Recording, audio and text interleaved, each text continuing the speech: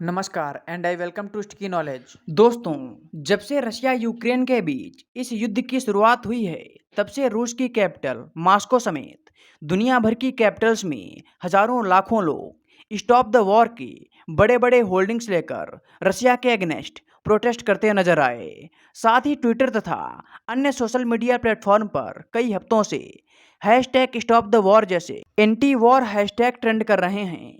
यानी कुल मिलाकर दुनिया के हर कोने में पब्लिक सेंटिमेंट्स रशिया के खिलाफ उबल रहे हैं। लेकिन क्या आपने कभी गौर किया है कि रशिया के अगेंस्ट इंडिया में अभी तक इस लेवल पर कोई सिग्निफिकेंट प्रोटेस्ट देखने को नहीं मिला? जी हाँ दोस्तों, इंडिया में पब्लिक सेंटीमेंट बड़े स्तर पर रशिया और पुतिन का सपोर्ट कर रहे हैं।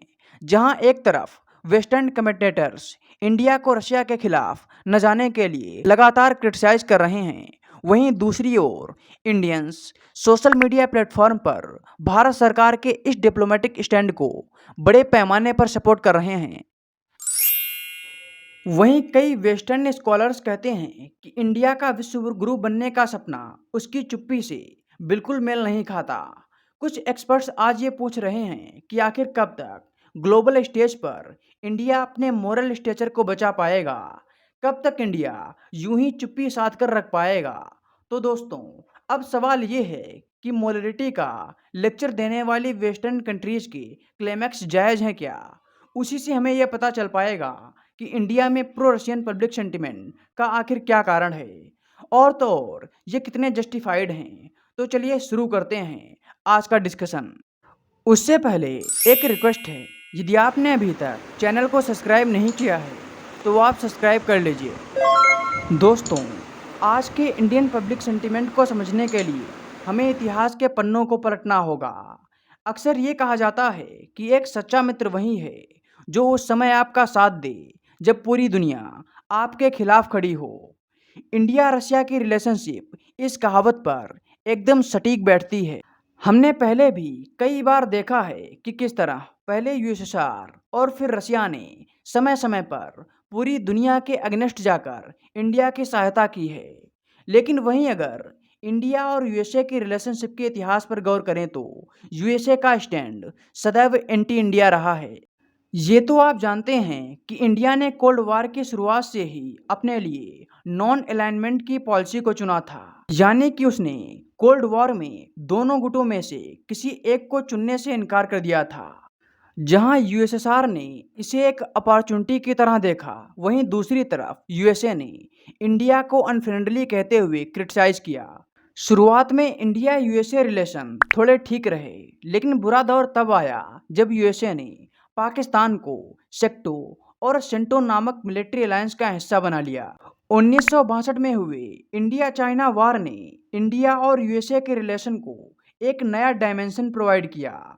इस पॉइंट पर पहली बार इंडियन पब्लिक ने चाइना को काउंटर करने के लिए इंडिया और यूएसए की अलायंस की बात की। उसके साथ ही उन्होंने इंडिया की नॉन अलाइनमेंट पॉलिसी को रद्द करने की मांग की।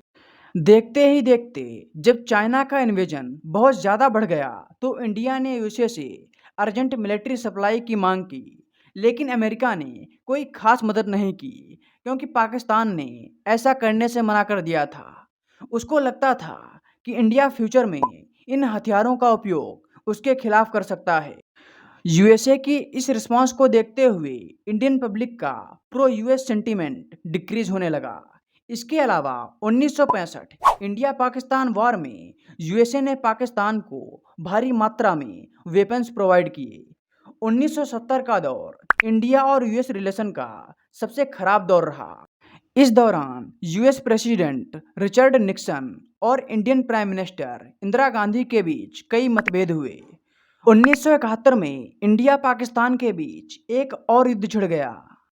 कुछ ही घंटे पहले पाकिस्तानी हवाई जहाजों ने हमारे अमृतसर, पठानकोट, श्रीनगर, अवंतीपुर, उत्तरलाई, जोधपुर, अंबाला और आगरे के हवाई अड्डों पर बमबारी की। मुझे जरा भी संदेह नहीं है कि विजयी भारत की जनता की, भारत की बहादुर सेना की होगी। इस युद्ध में अमेरिकन नेवी की 7th fleet bay of Bengal में तैनात कर दी गई और ब्रिटिश वॉरशिप इंडिया पर अटैक करने के लिए अरब सागर में तैयार खड़े थे। इंडिया को हर तरफ से घेर लिया गया था। इस समय इंडिया के साथ कोई खड़ा था तो वो था यूएसएसआर यानी वर्तमान रूस।